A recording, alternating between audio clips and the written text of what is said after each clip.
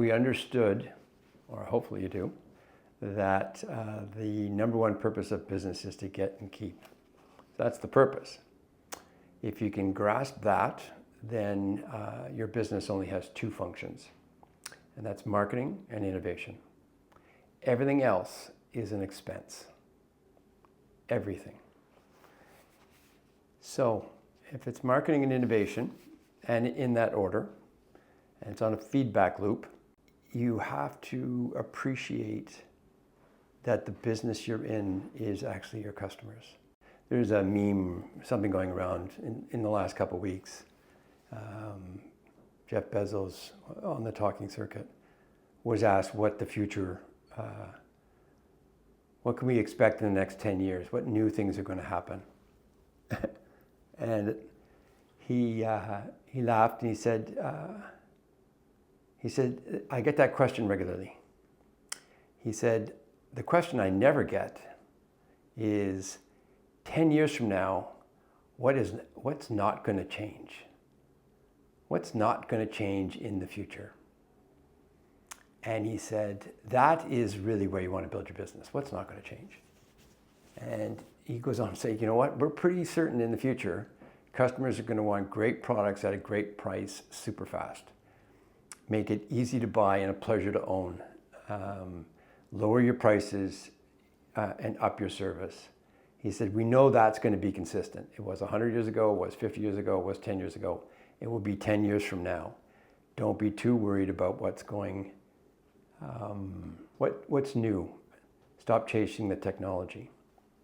And when it comes to marketing and innovation, innovation is often misunderstood.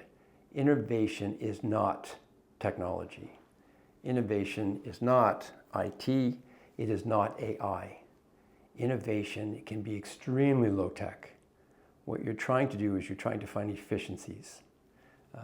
Classic example, story of the airline executive who was flying, and he was reading the in-flight magazine, and he noticed how well it was made, the quality of the paper. It was 100-pound stock, beautiful magazine. But he did simple math and he realized, if we change the paper and we go with a lighter paper, and I save 2 ounces per magazine, and you times that by 150 magazines per airline, times how many planes they have in the air and how many flights they take, they made the calculation that by changing the printing and the paper, they saved $300,000 in fuel. And that goes right to the bottom line. So depending on the industry, $300,000 to the bottom line by changing the printing.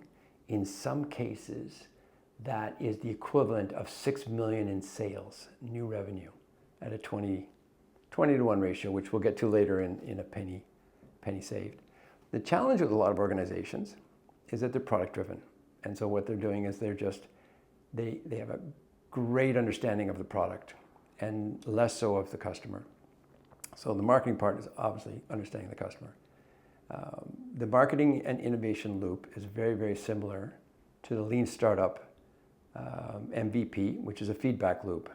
So marketing obviously is your consumer base, the people you interact with, and that can also be employees, the marketing, the individuals, and innovation. So the more you know about your market, they'll make it easier for you. I believe, again, I'm Drucker, if marketing is done right, sales take care of themselves. So again, no matter what business you're in, you're selling cars, you're selling financial services, real estate, cafe, the only business that you're in is in fact marketing and innovation.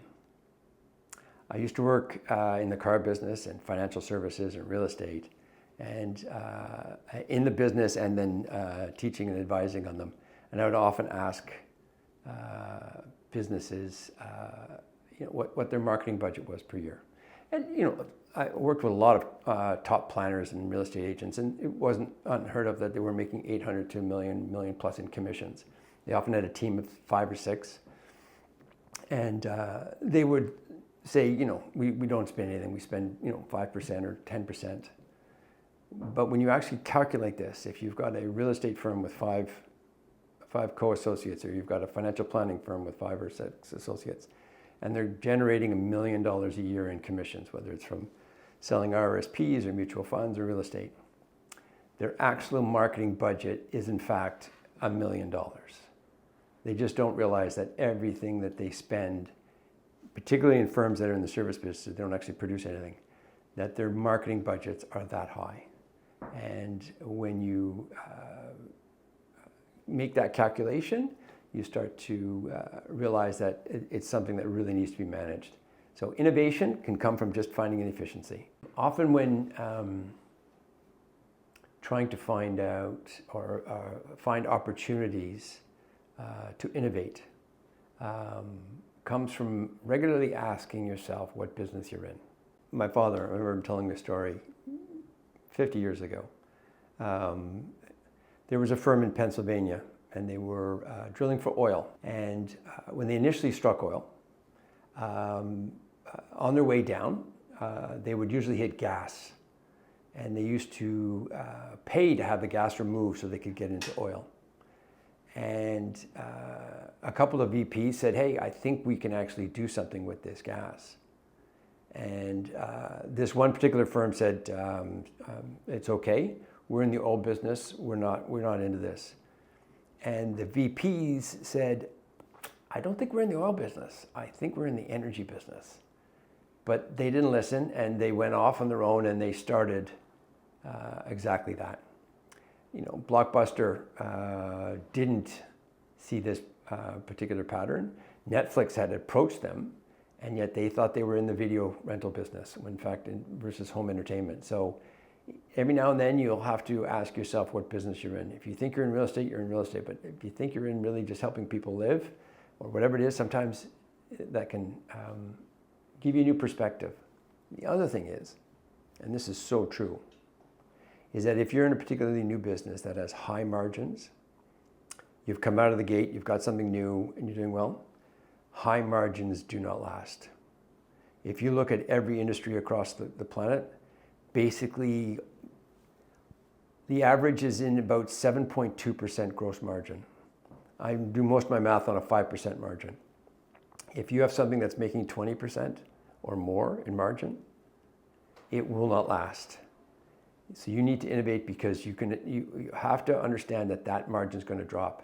And one of the main reasons it's going to drop is because somebody inside your firm is going to be your competition. They're going to see that you're making very large amounts, and they're going to leave, and they're going to actually, if you're making 20%, they will start as your competitor, and they will happily pass on 5 or 10% of that as your competition. So the only way to survive is to innovate, innovate, innovate.